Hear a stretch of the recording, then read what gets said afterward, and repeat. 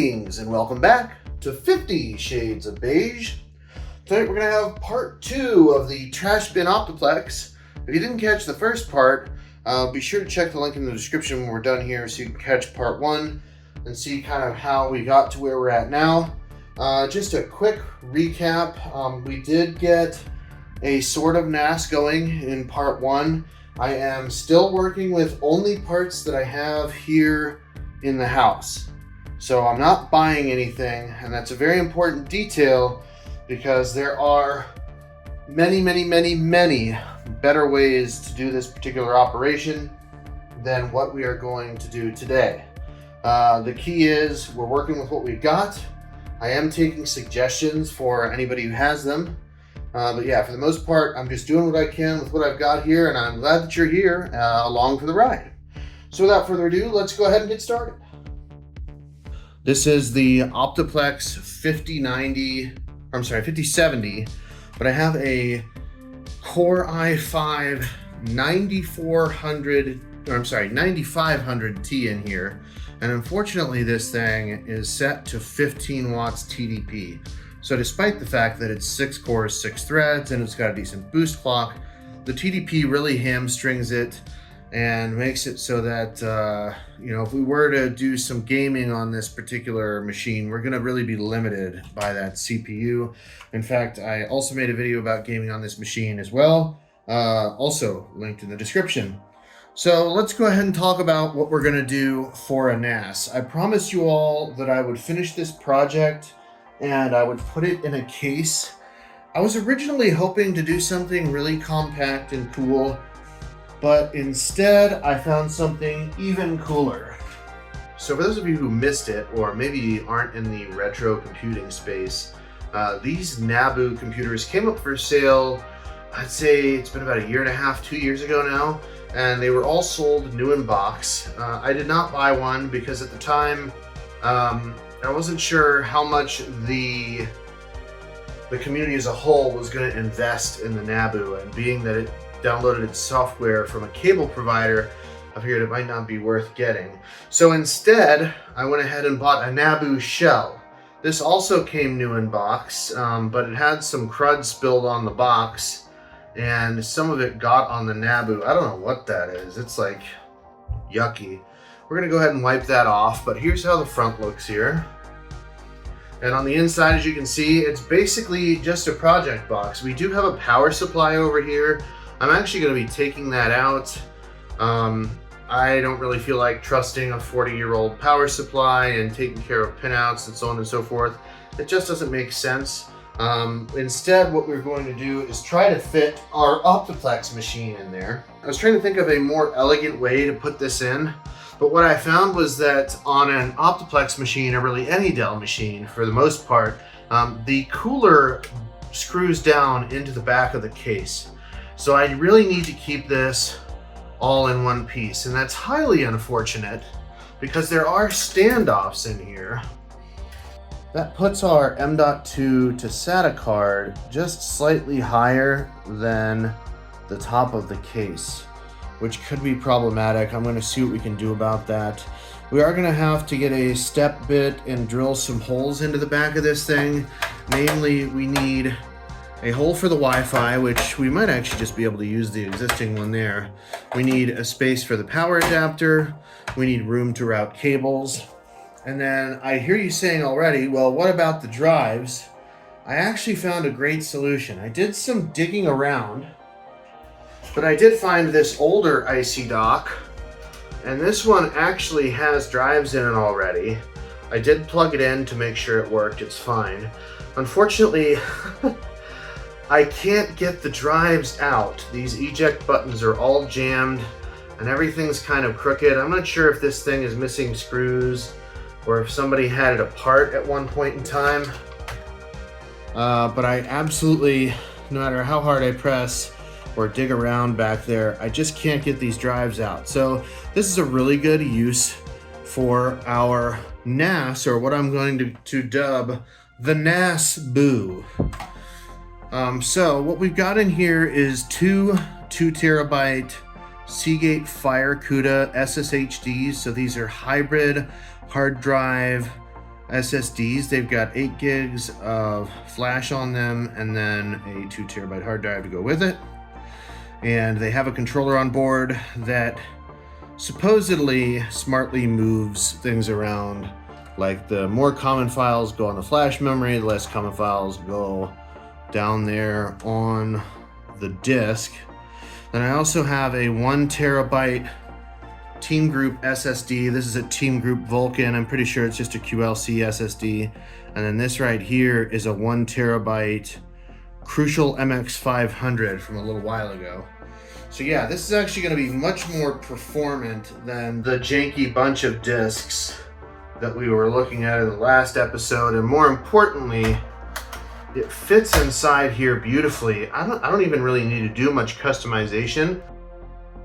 All right, so now that we've got the front cleaned off, our next step is going to be kind of dismantling this thing a little bit. There are obviously some pieces that really need to come off, namely this heat sink on the back. By the way, if there are any NABU fans out there that need any of these parts, feel free to shoot me a message, leave a comment down below. I'll gladly send them to you for only the cost of shipping, because they're basically as good as garbage to me. Alright, I definitely do not have the proper tools to do this the way it needs to be done, so we're just gonna kind of win it. We're gonna embrace the jank.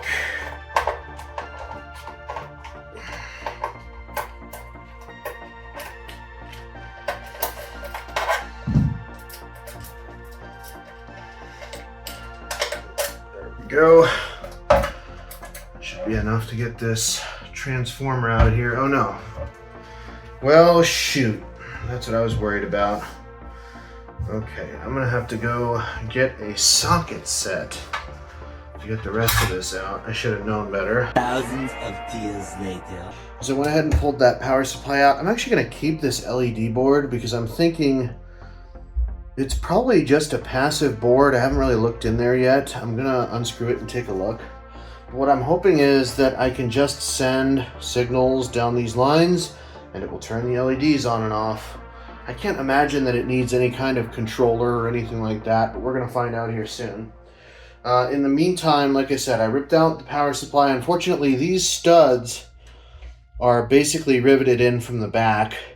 So I'm gonna need some kind of bolt cutter or something. I'm working with very limited tools because most of my tools are still in Washington, DC. So I did this all with a screwdriver, a pair of scissors, and the world's tiniest pair of channel locks.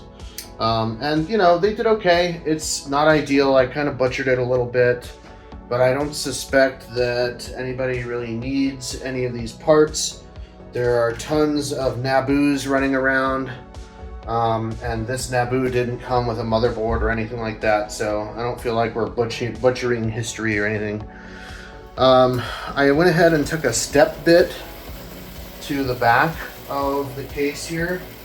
This was just to get a little bit more room to route cables. I'm still not 100% sure of what I want to do with the power supply. I was going to use this Flex ITX power supply.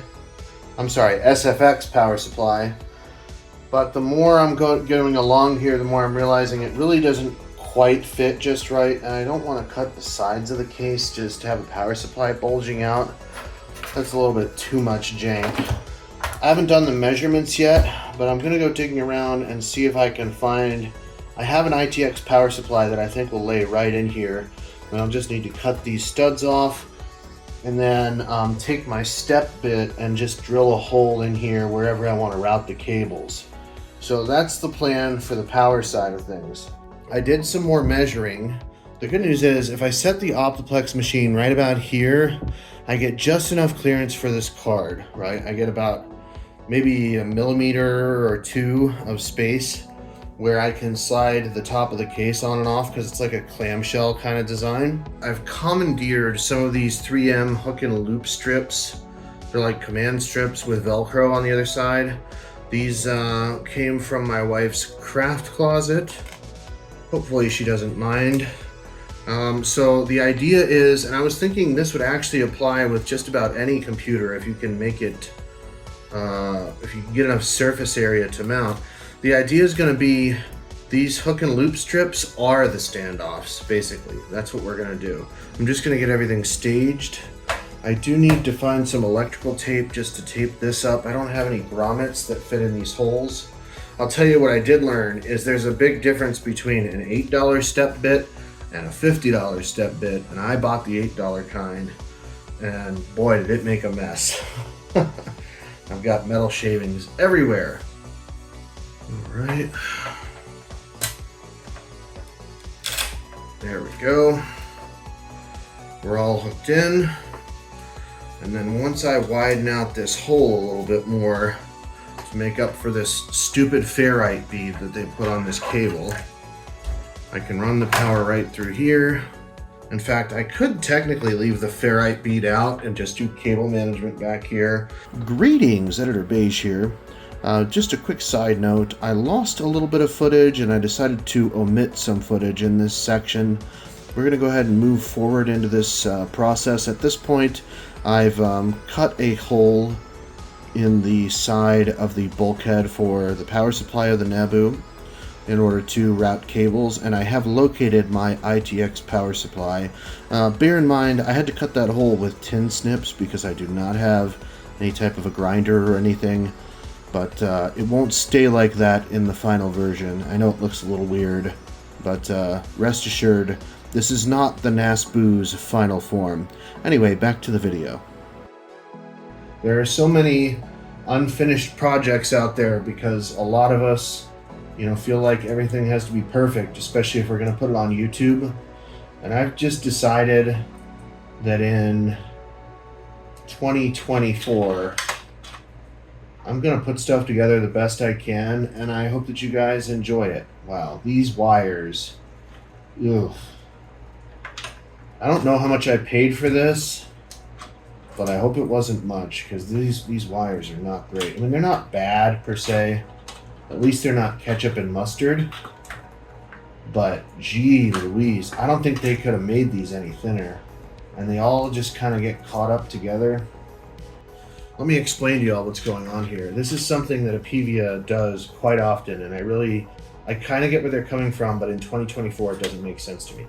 So what they do here, you got your first auxiliary power. You've got one Molex, one 4-pin Molex, and you've got one SATA connector. And then over here you've got one 4-pin Molex, one SATA, and then one floppy drive connector. And it's like, why don't you just, because the chances that you're gonna need a Molex and a SATA are minimal in 2024. Why not just put all the SATA on one and all the Molex on the other? That way we don't have all these extra cables flying around we don't need. I don't understand that. So I know some people asked, what's the purpose of the red cable? I got at least one comment about that on my last video where we were talking about the NASbu here. And one of the reasons that I like to use one different color cable is so that it's easy for me to count drives. This kind of harkens back to a time when you had way more SATA ports, and it kind of makes it easier to diagnose a problem. So if I know that this drive, which would be my top, the top left drive here, this top one, is hooked into this port, then I can count over. Okay, so 1, 2, 3, and 4 in that order. The chances of having like a failure with the cables themselves is pretty minimal in 2024, or really at any time in history, if I'm being honest. But I just like to be able to clearly see what's what in case there's some kind of a connection issue I need to diagnose. It's kind of tough because I can't lean over and see. Oh yeah, that looks just fantastic. My cable management skills are second to none. All right, for the sake of time, I'm going to go ahead and just plug this in over the top. But when this project is all done, this will have to feed in through the back. Okay, there's that. All right, ladies and gentlemen, I give you the NASbu version 0.9 in all of its glory. We've got our ITX power supply down here kicking away. We've got 4 2.5-inch drives. We got our SATA card. We did everything with stuff we basically just had laying around the house. If we take a look here, I've got Windows Disk Manager pulled up. You'll see I was able to recover one striped volume on those two Seagate FireCudas drives. So I'm going to go ahead and migrate that data off, as well as get the data off the other two SSDs. And I think we're going to go with FreeNAS as the OS. We've got some cleaning up to do over here with the hardware. As y'all can see, it's a little messy over here, but that's all right. I've got to widen out this hole a little bit, put some more cable management in, and I think we'll be good to go. And I also have to find a way to secure that hard drive holder because it's just kind of, Wi-Fi in it over there. So anyway, that's going to be all for part 2 of the Trash Bin NAS, now officially the NASbu. Be sure to tune in to part 3 when we go ahead and finish everything up, get an OS installed, and get this thing hooked into my network. Anyway, that's going to be all for now. Thanks so much for watching, and we'll see you soon.